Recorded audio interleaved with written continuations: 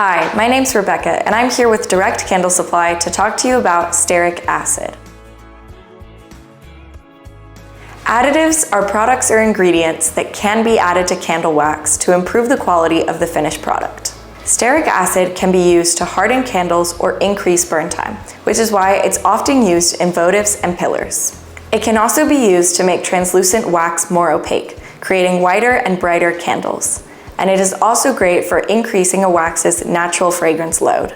To use stearic acid, first measure the amount of wax and stearic acid that you'll be using. We recommend that you use a ratio of 10 to 20%. After this, you'll go ahead and melt your preferred candle wax. Once the wax is fully melted, slowly add the measured stearic acid. Stir continuously until the stearic acid is completely dissolved. Then proceed to make your candle as you normally would. For any questions, feel free to leave a comment below or visit us on our website at directcandlesupply.com.